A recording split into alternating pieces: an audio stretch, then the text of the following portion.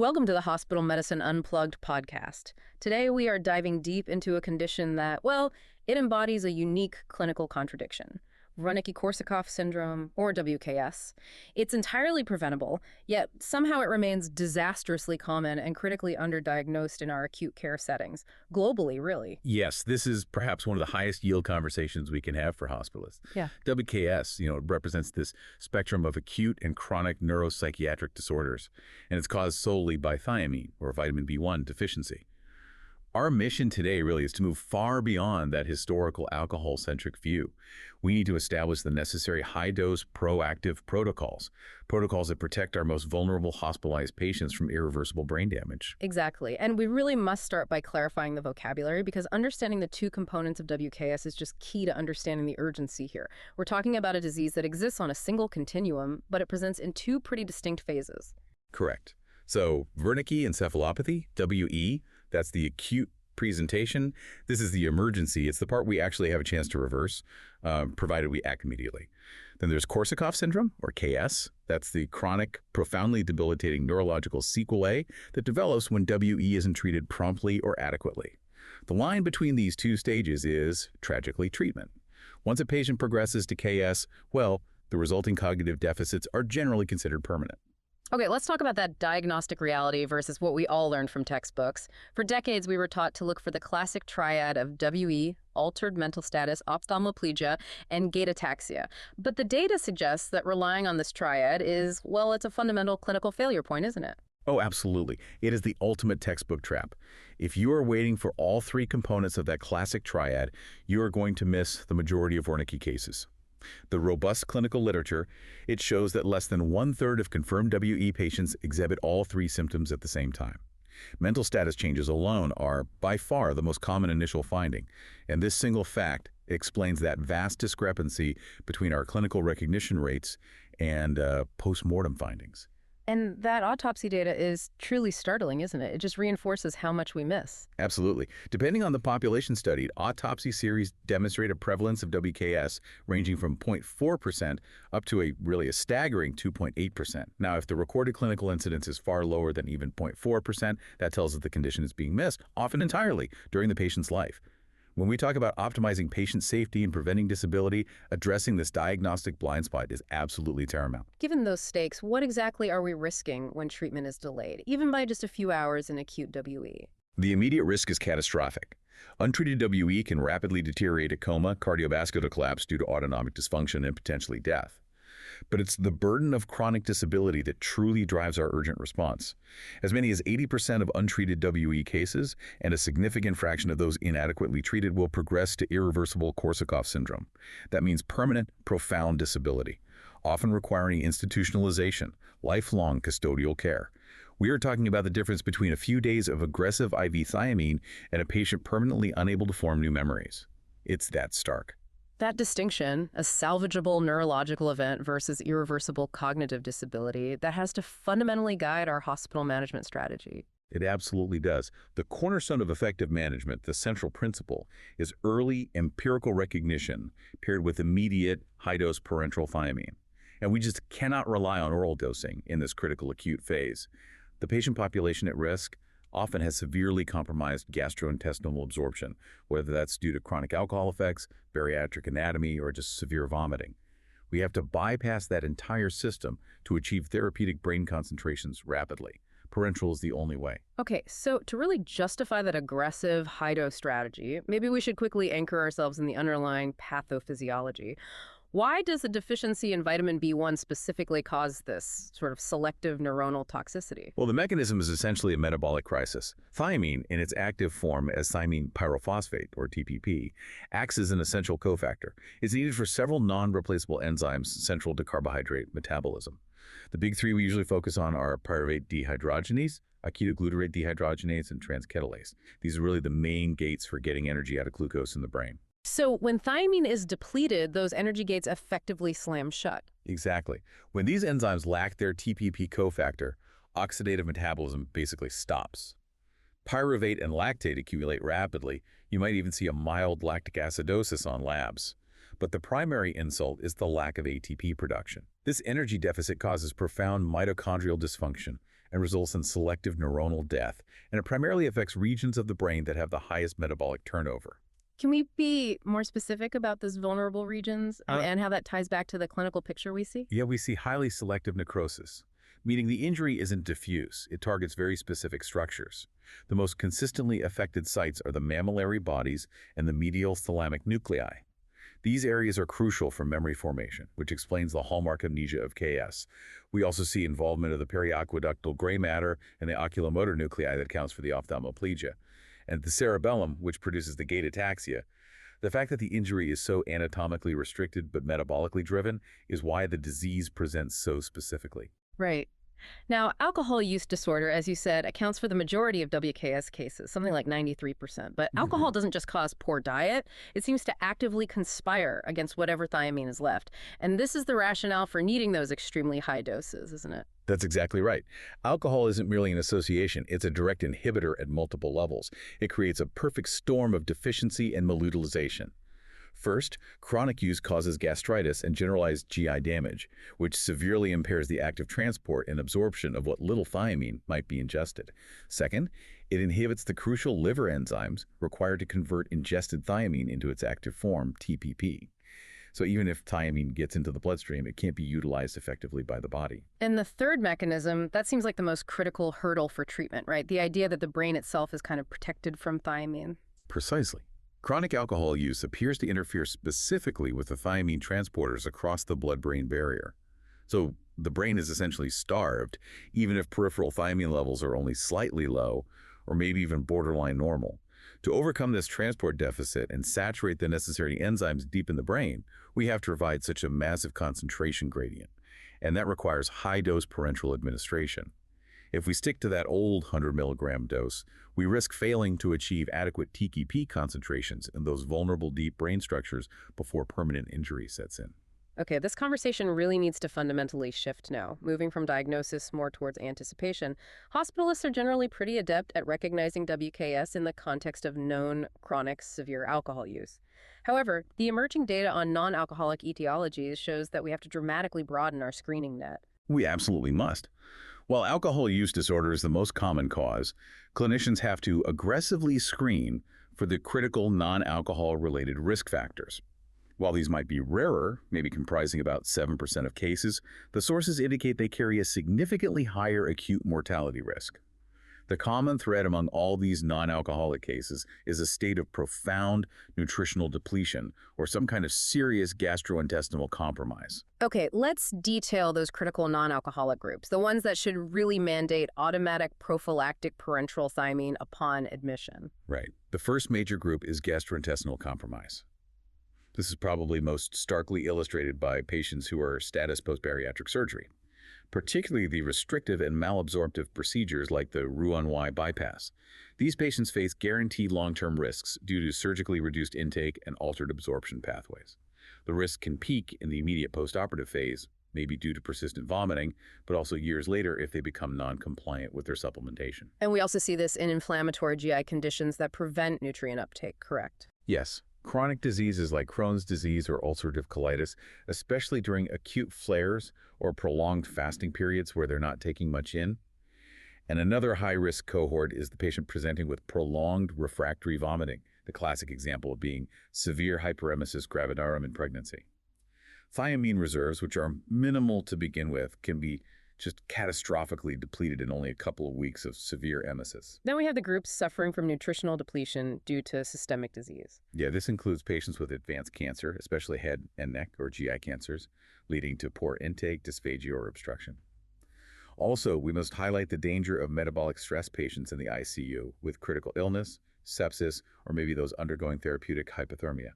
These high-stress states dramatically increase metabolic demand, rapidly consuming existing, often meager thiamine stores. And the point you raised earlier that really deserves its own focus, the iatrogenic risk of refeeding syndrome. This is such a crucial teaching point for every hospitalist. A starved patient, whether it's due to anorexia nervosa or a GI obstruction, has completely depleted their cofactors, including thiamine. If we then rapidly initiate nutritional rehabilitation, particularly by giving IV dextrose pure glucose, we suddenly flood the system with substrate. The remaining thiamine is instantly consumed in these newly activated metabolic pathways, and that can precipitate acute WE within hours. Prophylaxis must precede or coincide with dextrose administration in any at-risk patient. It's critical. So when we are screening these patients, the non-alcoholic WE presentation often deviates even further from that classic triad. What unique features should we be attuned to in those cases? The signs are often subtle and very easily misattributed to other things. We have to remember that delirium is incredibly common in hospitalized patients, but WE should be high on the differential, especially with risk factors. In non-alcoholic WE, the presentation often includes significant components of profound weight loss and refractory vomiting that preceded the neurological symptoms. Unlike alcohol-related WE, which might manifest first with gait issues, the non-alcoholic type can often present with isolated, severe confusion. Sometimes even visual complaints suggesting optic neuropathy, without prominent ophthalmoplegia or ataxia. It really sounds like we need to constantly remind ourselves, if a patient is acutely confused and has any element of nutritional deficiency or GI compromise, the bar for empirical treatment should be extremely low. Precisely. If we wait for the classical picture, we're potentially condemning that patient to the consequences of a misdiagnosis, which, as we've said, can be devastating. Okay, finally, before moving to diagnosis, let's briefly describe Korsakoff syndrome, the chronic sequelae.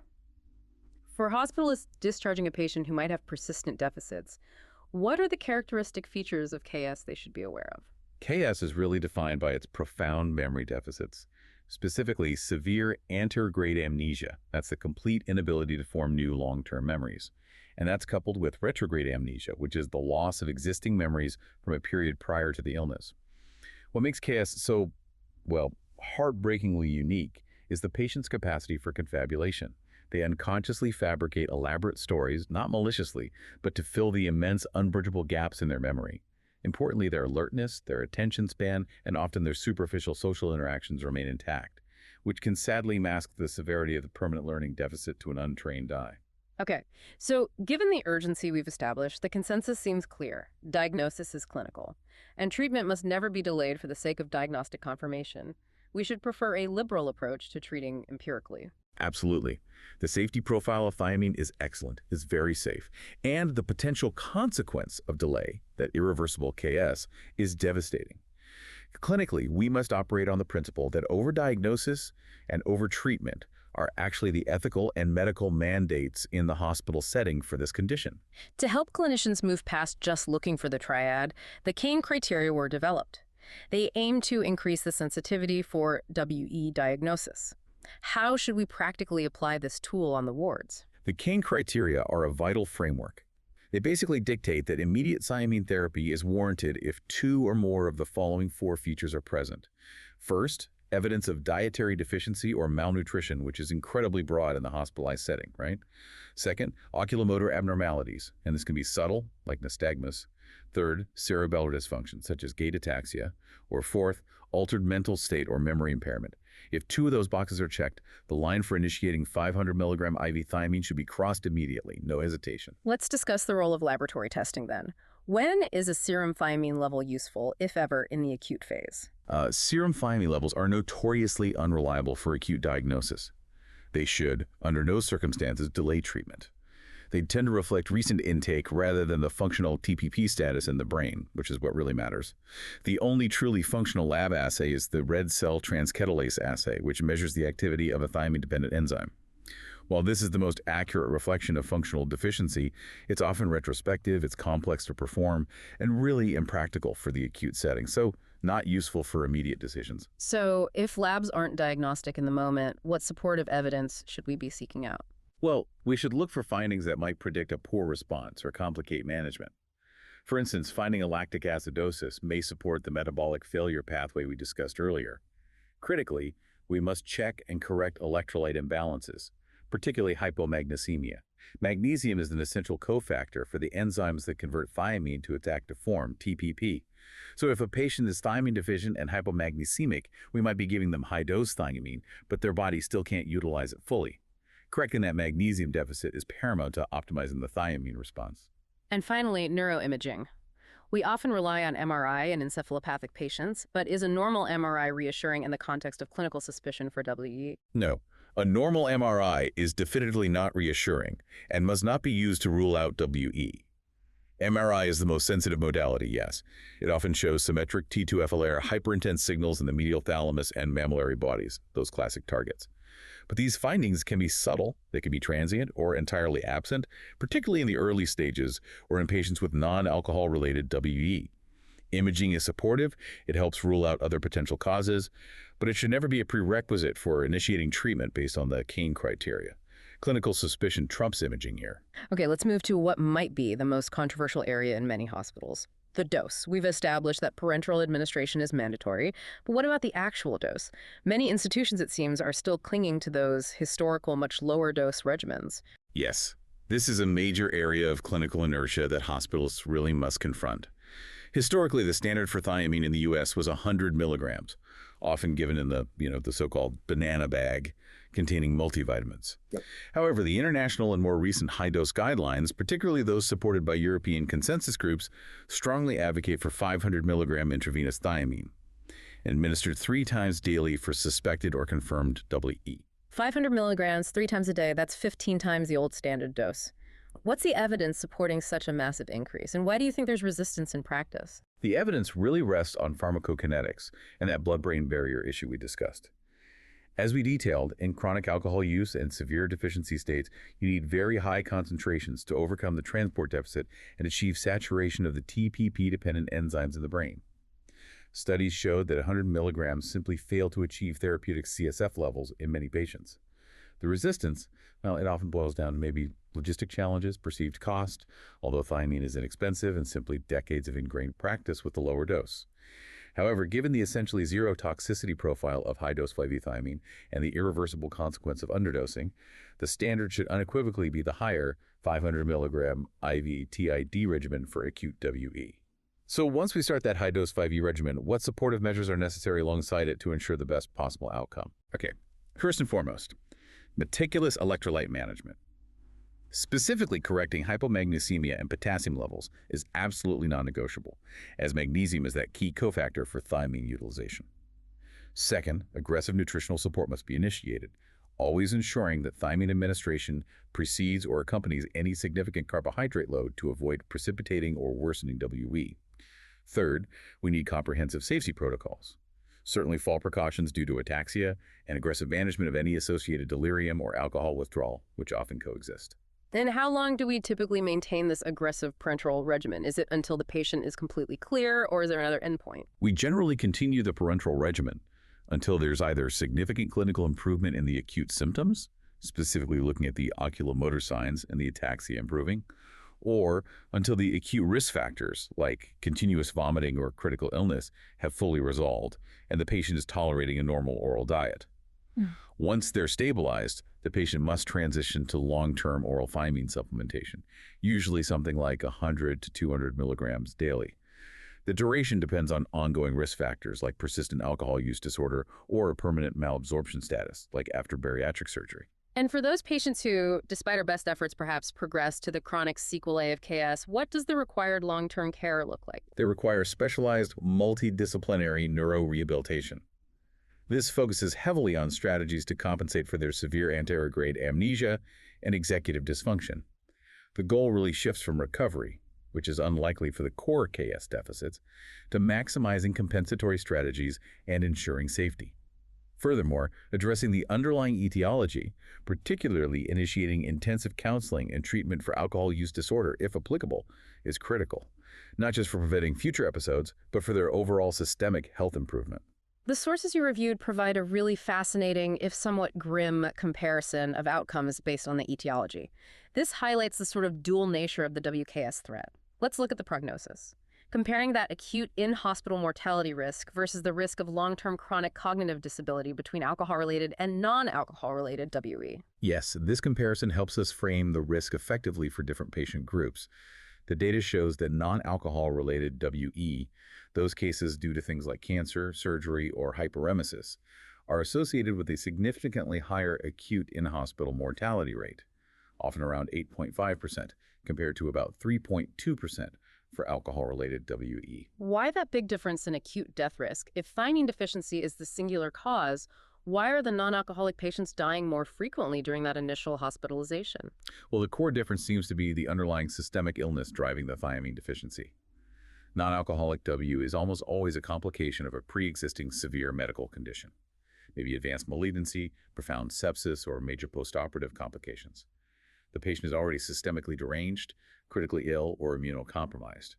WE is just one more component contributing to their multi-organ failure, leading to higher acute mortality, even if the W itself is treated promptly. But then the prognosis completely flips when we look at the chronic outcome, that progression to irreversible KS. It absolutely flips. Alcohol-related WE, while having a lower acute mortality risk, is significantly more likely to progress to chronic irreversible KS. Progression rates are reported as high as 16.9% in some studies, compared to a much lower 1.7% for non-alcohol-related WE survivors.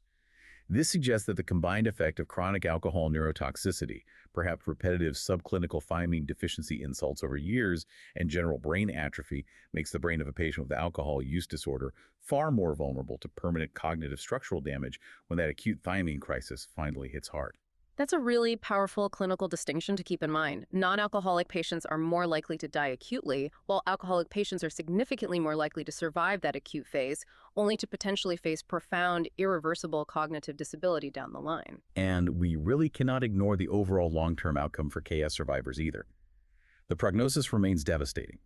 Persistent neurocognitive impairment is pretty much the standard expectation for those who develop KS. Furthermore, long-term mortality is substantial. Longitudinal studies indicate that approximately 50% of patients with alcohol-related WKS die within about 8 years of the initial episode.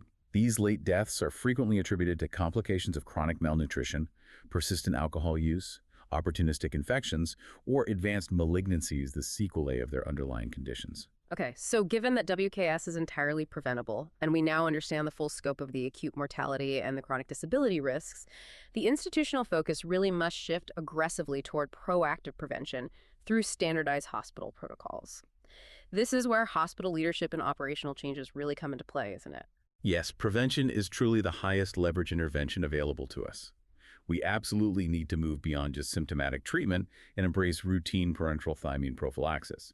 And this should be for all hospitalized patients identified as high risk, regardless of whether they exhibit any neurological symptoms on admission.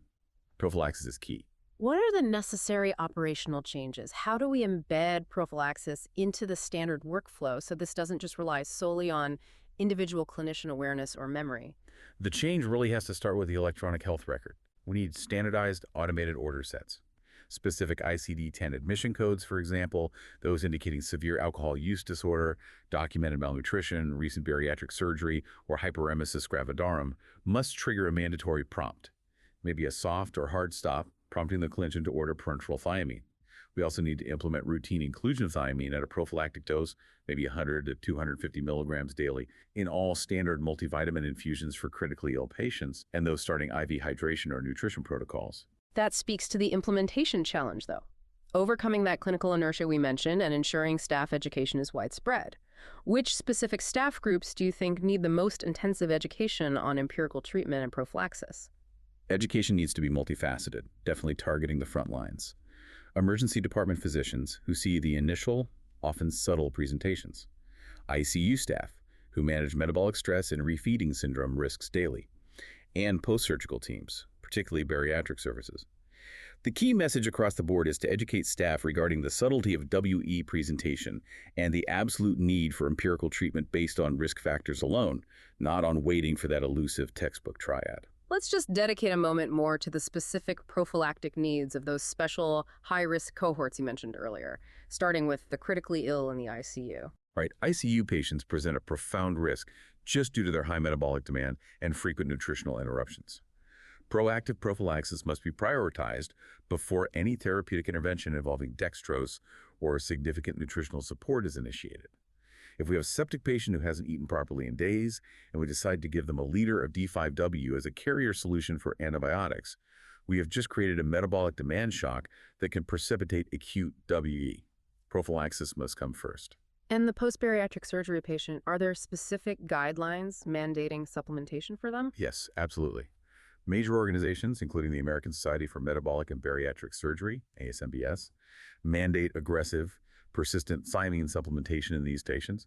This is due to the structural changes guaranteeing some degree of malabsorption long term.